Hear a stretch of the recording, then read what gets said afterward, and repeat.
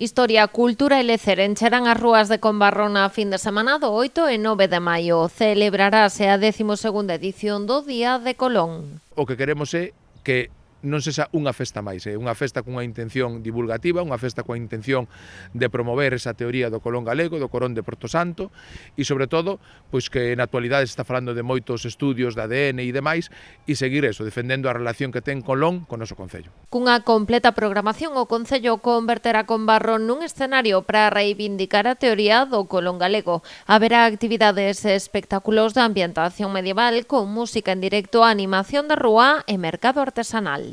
Durante o sábado, pois durante todo o día, tendremos animación na rúa, tendremos, en este caso tamén, a exhibición de cetrería, que hasta a última hora pois estaba pendiente e ao final pois acadou todos os permisos e autorizacións.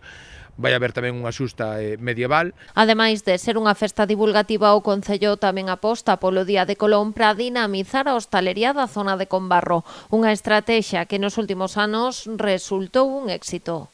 A tradición, a cultura, a historia e tamén buscar a dinamización en temporada baixa do que é a hostelería, do que é o comercio do noso concello. É unha festa que cada ano está medrando, o ano pasado xa pois foi totalmente, en moitos dos locales colgaron o cartel xa de completo no que son as propias comidas. O Día de Colón comezará o venres 8 de maio coa chegada ás 7:30 da tarde da nao Santa María con Colón e a súa tripulación á Praza da Chousa. A continuación será a lectura do pregón a cargo de Mundo Nores, veciño de San Salvador, recoñecendo a súa implicación dende os inicios no evento.